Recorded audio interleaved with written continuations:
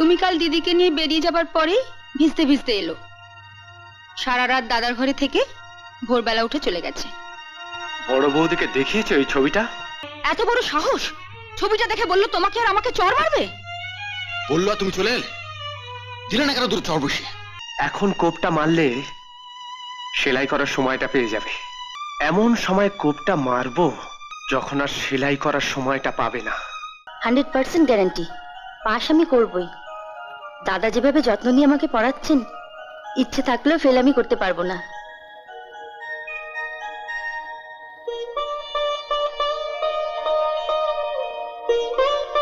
এ আমার ছোট ভাই রতন, আর রতন এ হচ্ছে ঝিলিক। আমার কাছে তো নামটা মাত্র একবার শুনেছো, এর মধ্যে মুখস্থ হয়ে গেল। দিনের নামটা কতবার জপো।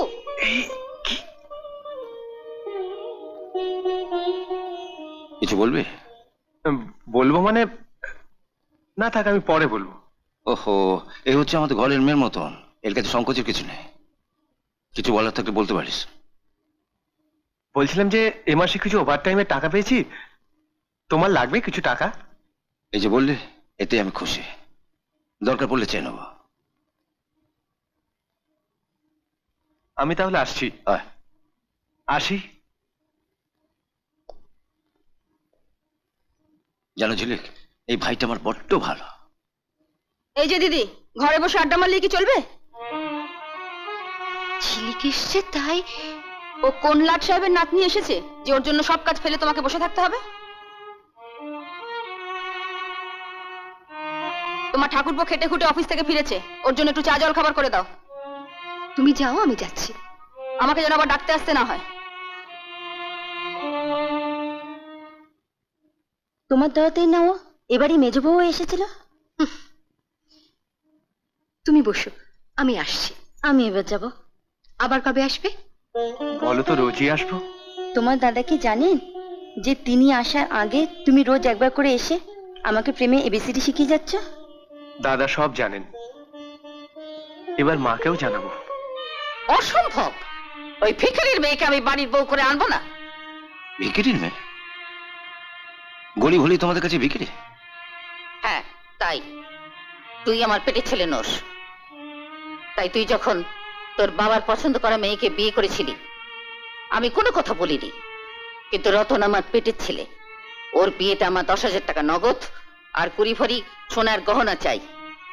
দেবে ওর বাবা? হ্যাঁ দেবে। আরে তুমি তো হুট করে দেবে বলে দিলে। এই ঝিলিকের বাবার কাছে অত টাকা কোথায় যে 20 ভরি গয়না দেবে? ওর বাবার কাছে না থাক, ওর দাদার কাছে তো আছে। দাদা মানে? তুমি। ওহো মিনু, মিনু আর কেউ না জানো, তুমি তো জানো। এখন আমি সব জানি, কিন্তু তুমি যখন চেয়েছো ঝিলিক এবারই ছোট বউ হয়ে আসুক, ও আসবে। আমি চাই, কিন্তু তুমি আর তোমার বাবাও ঠিক এইভাবে চেয়েছিলে গরিব ঘরের মেয়ে হয়েও যাতে আমি এই বাড়ির বড় বউ হয়ে আসতে পারি। তোমার মা সেটা চাননি, সেই জন্য আমার বাবার কাছে 30 ভরি গয়না আর নগদ 20,000 টাকা চেয়ে বসেছিলেন। সেদিনটার কথা আমার আজও মনে পড়ে, যেদিন সবার আড়ালে তুমি আমার বাবার হাতে 30 ভরি গয়না আর নগদ 20,000 টাকা দিয়ে এসেছিলে। মেয়েদের কাছে স্বামী তো সবচেয়ে বড় অলংকার। আমি গরিবের মেয়ে হয়ে যে অলংকার পেয়েছি, কটা ধনীর মেয়ের কপালে তা জোটে বলো? আমি গঙ্গা জলে দাঁড়িয়ে গঙ্গা পুজো করতে চাইছি, তুমি বাধা দেবে না বলো? তুমি কালই গিয়ে ঝিলিকের বাবাকে ওই গয়নাগুলো দিয়ে এসো। গরিবের মেয়ে উদ্ধারের পবিত্র গয়না আবার নতুন করে গরিবের মেয়ের উদ্ধারের কাজে লাগুক। কাল দিয়ে কি হবে? পরশু থেকে তো চৈত্র শুরু, চৈত্র মাসেতে বিয়ে হয় না। জ্বর তো একদম কমছে না, এখনো সেই 103। রতনকে বলি ডাক্তার ডাকতে। না না, হঠাৎ করে ঝড় বৃষ্টি হয়, ঠান্ডা লেগে গায়ে জ্বর এসছে। কাল সকালেই সব ঠিক হয়ে যায়। দেখো তো কার ফোন এলো।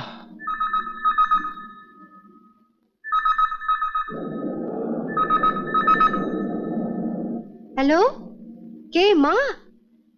কি হয়েছে? বাবার বুকে ব্যথা? সে কি? এদিকে ওরও তো খুব জ্বর। আচ্ছা দাঁড়াও, কি হয়েছে? বাবার শরীরটা হঠাৎ খারাপ হয়েছে, বুকটা নাকি ব্যথা করছে, আমাকে দেখতে চাইছে। দেখতে যখন চাইছেন তখন যাও। কিন্তু তোমায় এই অবস্থায় রেখে? আমার জন্য চিন্তা করো না, তুমি রতনকে নিয়ে যাও। রাহুলেরও খাওয়া হয়নি। তুমি যাও তো, ওর খাওয়ার ব্যবস্থা ঠিক হয়ে যাবে।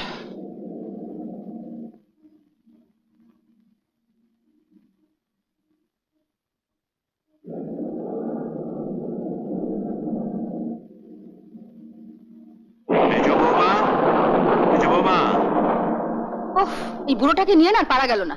শান্তি মতো বসে যে একটু ড্রিঙ্ক করবো তার উপায় নেই। শোনো শোনো, এগুলো সরিয়ে দাও, বাবা দেখতে পাবে। আরে ঘরে ঢুকতে দিলে তো দেখতে পাবে, দাঁড়াও না। কি হলো?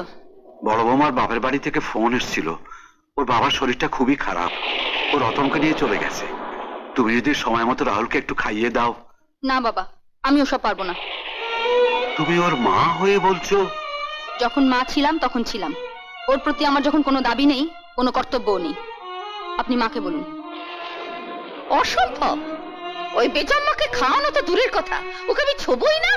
খাওয়াতে হয় তুমি খাওয়াও গিয়ে।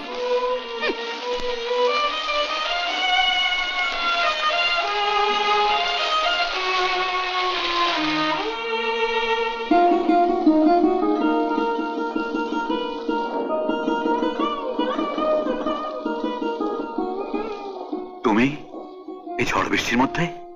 দাদা আজ পড়াতে জানিয়ে দেখে বিকেলে ফোন করেছিলাম, দিদি বলল দাদা খুব অসুস্থ, তাই চলে এলাম। তুমি এসেছো ভালোই হয়েছে।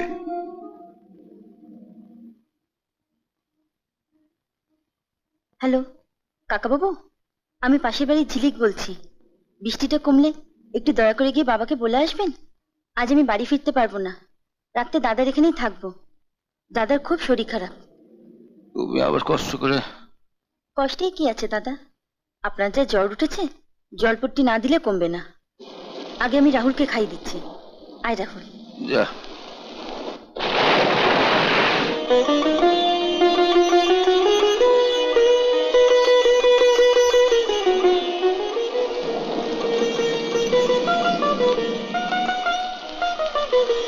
একটু ঘুমাবার চেষ্টা করুন দাদা। এ কি উঠছেন যে? তুমি সারা রাত জেগে আমার সেবা করে যাবে, আর আমি? আপনি আমার কাছে দেবতার মতো। সারা রাত কেন, সারা জীবন আমি আপনার সেবা করে যেতে পারি।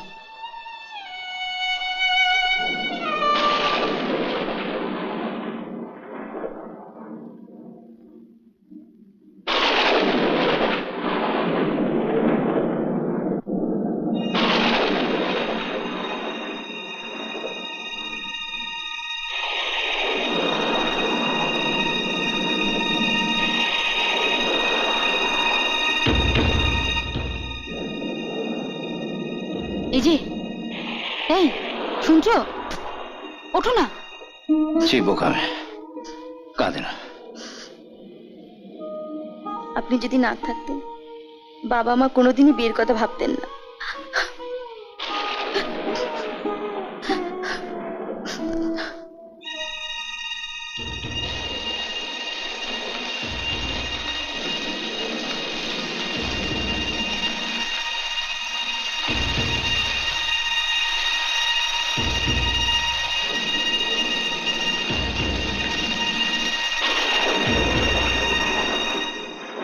ভীষণ বিদ্যুৎ চমকাচ্ছে, মনে হয় আবার জোরে বৃষ্টি আসবে।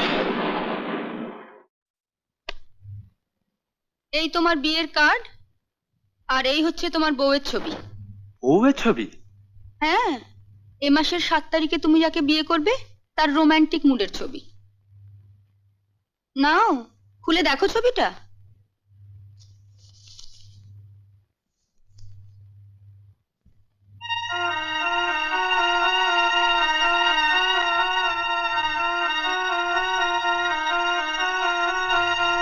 তুমি কাল দিদিকে নিয়ে বেরিয়ে যাবার পরেই ভিজতে ভিজতে এলো। সারা রাত দাদার ঘরে থেকে ভোরবেলা উঠে চলে গেছে। বড় বৌদিকে দেখিয়েছো এই ছবিটা? তুমি দাদাকে কিছু বলবে না? কি বলা যায় বলো তো? আমি হলে তো এমন স্বামীর গালে ঠাস ঠাস করে দুটো চর বসিয়ে দিতাম। আমারও ইচ্ছে করছে কষ্ট করে যে ওই ছবিটা তুলেছে তার গালে ঠাস ঠাস করে একটা চড় মেরে আসি। কি বললে? আমার স্বামীকে তুমি চর মারবে? শুধু তোমার স্বামীকে নয়, তুমি এই ছবিটা দেখাতে এসেছো বলে তোমাকেও গোটা কয়েক চড় মারা উচিত। এখন বুঝতে পারছি স্বামীর উপর বিশ্বাস রাখতে পারো না বলেই এইভাবে তোমাকে স্বামী বদল করতে হচ্ছে। এবার পারো তো চরিত্রটা বদল করো, তাহলে ভবিষ্যতে স্বামী বদল করতে হবে না।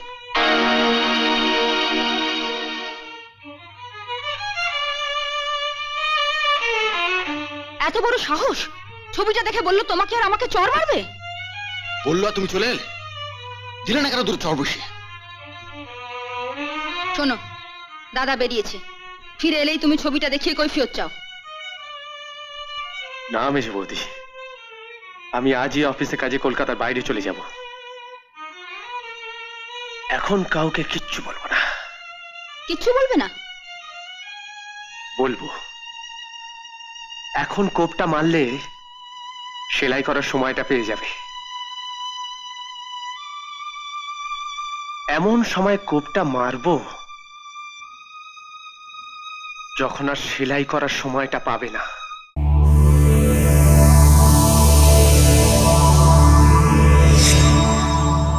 এমন আরো অনেক ভিডিও দেখতে এই চ্যানেলটি সাবস্ক্রাইব করে নিন এবং পাশের বেল আইকনটি প্রেস করে দিন।